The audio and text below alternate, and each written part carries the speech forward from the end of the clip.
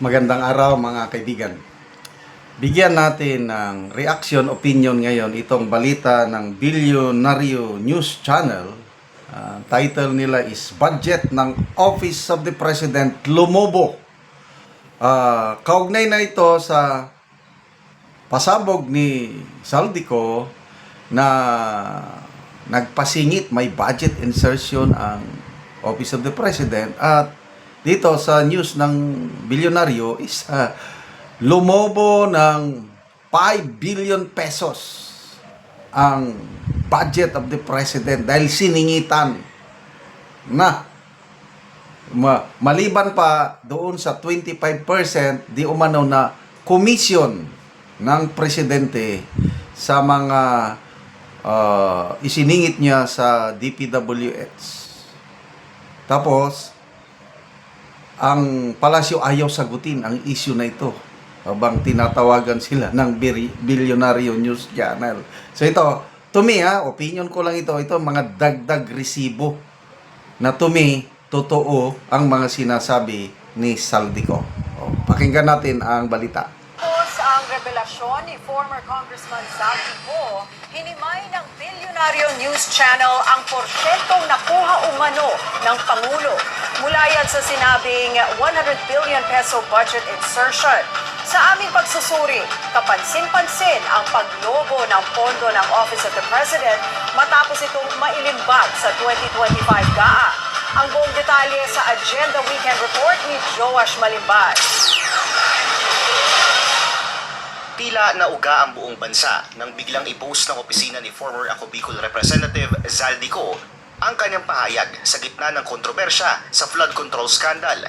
Mala trailer ng isang teleserye ang kanyang mga naging revelasyon at tila itinaon pa kasabay mismo ng pagbabalik ng Senate Blue Ribbon Committee hearing. Dito niya ipinakita ang umano'y 100 billion peso worth of insertion sa 2025 budget. Pagkatapos ng isang araw, tinawagan ako si Sekmina at sinabi ang mensahe ng Pangulo, ipasok ninyo yan dahil pinangako na sa akin ni Speaker Martinian at hindi na pwedeng baguhin.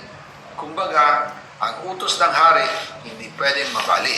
Malaking bahagi nito nakalagay sa budget ng Department of Public Works and Highways. Agad itong itinanggi ng palasyo at sinabing baseless ang mga naging pahayag ni Ko, lalo na't hindi naman daw ito under oath. Sinuri namin ang inilahad na listahan nito. Ito na. Nakalagay kasi rito na may insertion din ng isang line item sa Office of the President mismo. Ang proposed budget lang dapat ng Pangulo sa 2025 NEP, 10.4 billion pesos. Pero pagputok sa GAA, bigla ito naging 15.8 billion pesos matapos pasukan ng 5.4 billion peso line item na ayon sa GAA ay locally funded. Ibig sabihin, congressional insertion. Ang bilyon-bilyong pisong ipinasok noong 2024 sa 2025 budget para sa Philippine hosting of the ASEAN Summits and related meetings sa 2026 pa. Sumangguni kami ng komento mula sa palasyo para klaruhin kung para saan ang 5.4 billion peso insertion na ito, gayong may hiwalay pang 17.5 billion peso na proposed budget para sa 2026 ASEAN Summit hosting ng Pilipinas mula naman sa 2026 budget. 10.7 billion pesos dito nakatakdang pumunta sa kaban mismo ng Office of the President. Hindi sila sumagot sa aming mga mensahe. Sa pinakahuling pasabog ni Ko, sinabi nito na 25% umano ang SOP na natanggap ni PBBM sa 100 billion peso budget insertions noong 2025. Isang bagay na ayon sa Malacanang ay walang basihan at tila hearsay lamang. Para sa Agenda Weekend, Joash Malimban, Bilyonaryo News. Grabe, no? 5.4 billion isiningit sa Office of the President for 2025 budget para sa ASEAN hosting. Wala pa next year pa. Tapos itong budget natin nga for 2026 may 17.5 billion ASEAN hosting. So ibig sabihin 22 billion lahat ang gagastusin. Wala na talaga. Sige na lang. Magagawa na lang natin, magreklamo. Hanggang salita lang tayo, sila ang powers that be. Para lang sinsilyo sa kanila ang bilyones. Bakit ayaw nyong sagutin ang Bilyonaryo News Channel? grabing, wala talaga silang, ito, opinion ko lang ito wala silang malasakit sa mga taong naghihirap sa baba. Dahil yun, bilyonis yan, ASEAN. Bakit, sabi, magtipid tayo, kung ano. Anyway, lumaki sila sa layaw. Diba? May kanta yan na Jeff Rocks, laki sa layaw, Jeff Rocks. And di sila no empathy at all. Hindi nila alam yung hirap ng nasa laylayan, yung isang kahig, isang tuka na mamamayang Pilipino na nagbabayad ng buwis. Kaya ganyan sila gumastos. ASEAN. So ito, hindi pa kasama doon, ito yung aligasyon ni Saldico, hindi pa kasama yung 25% na commission, kickback doon sa mga 100 billion Nasabi ni Saldico, nag-deliver siya ng 56 billion for Martin and PBBM.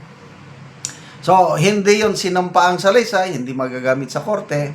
Kaya lang sa Court of Public Opinion, bahala na tayong maniwala o hindi. Ako, naniniwala ko dito sa sinasabi ni Saldico at lalong nagpupuyos ang aking galit.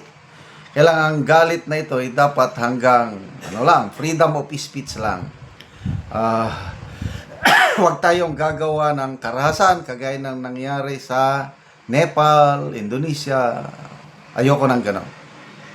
Makilahok sa mga rally. Ngayon, pangalawang araw na yung rally ng iglesia. Ang estimate kagabi as of 6 p.m. is 650,000 na. Baka today, aabot na ng sobra million and tomorrow, culmination day, baka aabot yan ng 2 million mahigit. So, salamat sa Iglesia ni Cristo na nagpasiuna nito. At sinabayan na rin ng maraming Pilipino na kahit hindi member ng Iglesia ni Cristo ay nagpapakita doon. Natats ako doon sa rallyista na Ilocana from taga-Cainta Rizal. Kailan nag-Ilocano? Galit na galit kay PBBM. Binoto lang kita dahil kay Inday Sara. Binudol mo kami, sabi ng Ilocana. Kaya salamat mga kaibigan sa inyong pagsubaybay sa ating channel. Nakakatulong kayo ng malaki sa tribong talandig ng Bukidnon dahil ang income natin sa channel na ito, pantulong po sa tribo. Namimigay tayo ng libreng yero at pako para makapagpatayo itong tribo ng mas maayos na tirahan. Panoorin nyo ang video na ito.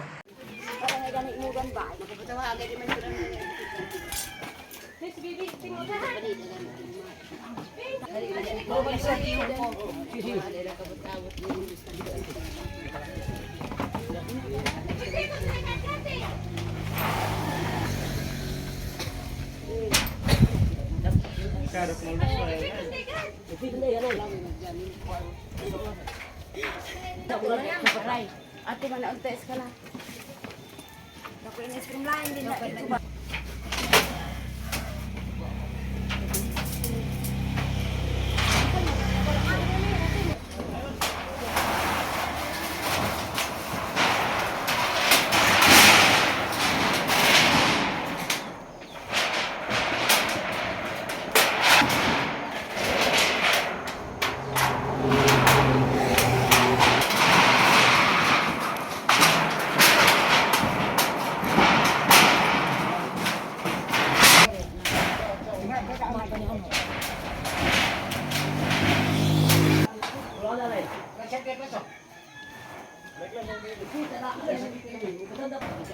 Lansang na.